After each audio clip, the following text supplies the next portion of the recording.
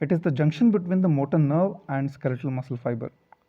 Nerve membrane, which is in close approximation with the muscle membrane, is called presynaptic membrane, while the muscle membrane is called postsynaptic membrane. The space between these membrane is called as synaptic cleft, and it measures around 50 to 100 nanometers, which is filled with extracellular fluid.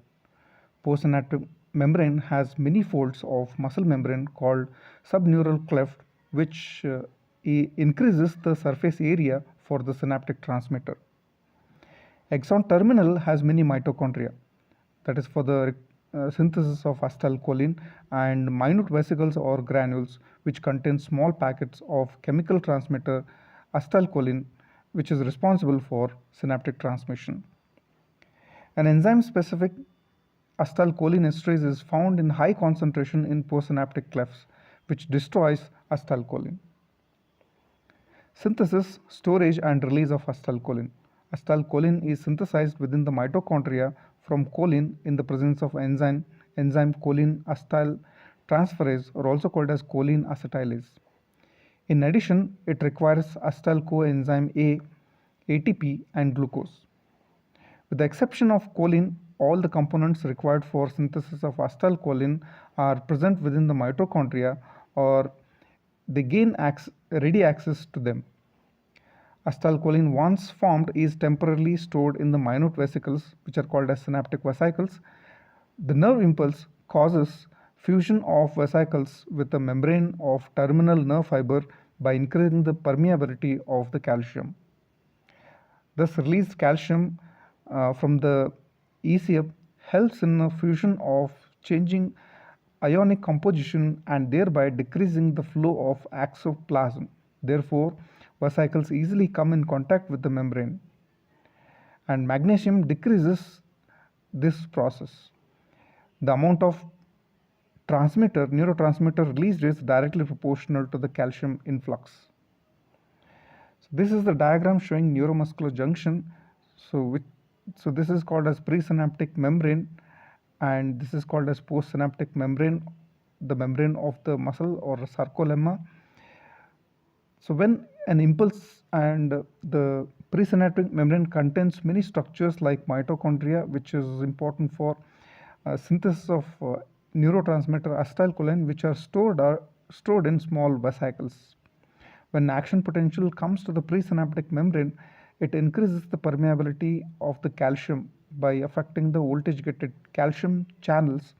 When calcium enters inside, it binds to the vesicles, and the vesicles come closer to the presynaptic membrane, and there they are going to release the neurotransmitter acetylcholine.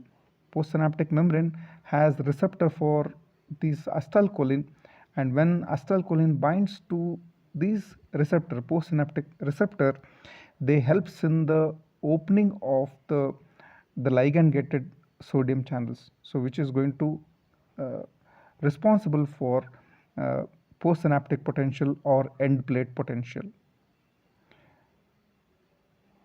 The final step is destruction of acetylcholine within 1 milliseconds after acetylcholine is released by acetylcholine esterase.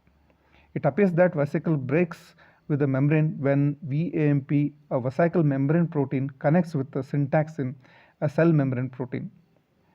The connection occurs in the presence of G proteins like alpha SNAP, beta SNAP, SNAP25 and NSF.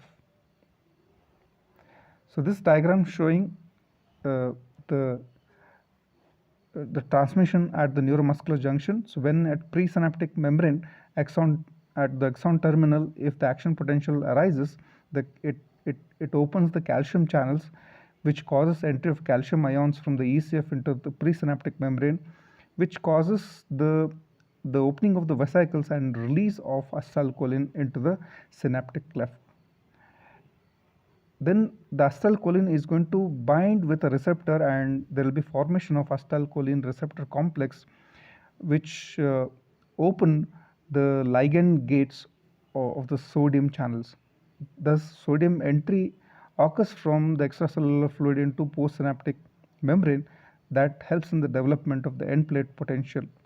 And this end plate potential added and it leads to generation of the action potential not in the postsynaptic membrane but the sarcolemma of the muscle. The toxins which blocks the neurotransmitter release. D-tubocuriarin competes with acetylcholine for the same nicotinic receptors on the motor end plate, whereas tetanus and botulinum neurotoxin B cleaves VAMP, whereas botulinum neurotoxin B cleaves SNAP 25. Note that tetanus causes spastic paralysis and botulinum causes flaccid paralysis. The drugs which stimulate neuromuscular junction by inactivating acetylcholine esterases are neostigmine, physostigmine, and diisopropyl